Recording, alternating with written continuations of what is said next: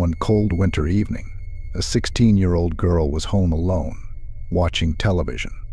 Her parents had gone to a party at a friend's house. It had been snowing heavily all day, but the girl felt safe and cozy, wrapped in a warm wool blanket on the living room couch. By midnight, her parents had not yet returned, and she began to feel uneasy. She didn't want to call them, fearing they might think she couldn't take care of herself. The television was placed in the corner of the room next to a large window.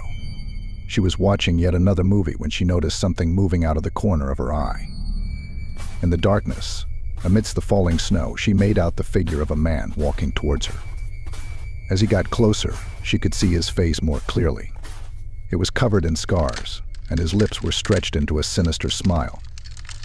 Terrified, the girl froze, not daring to move. The man stood there, silently staring at her through the glass. Suddenly, he reached into his coat pocket and pulled out something. It was a knife. Unable to bear it any longer, the girl grabbed the phone from the coffee table, dialed the police, and held her breath as she waited for them to answer. "There's a man outside my window," she whispered, not taking her eyes off the horrifying figure. "He has a knife.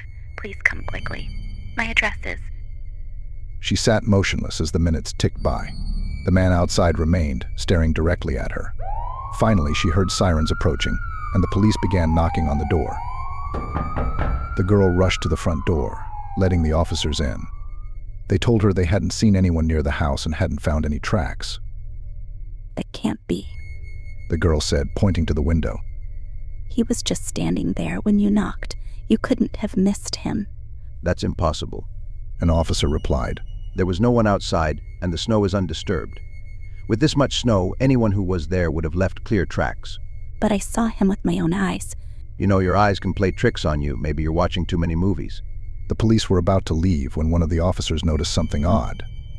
He frowned and walked around the couch where the girl had been sitting. On the carpet behind the couch were wet footprints and a discarded knife.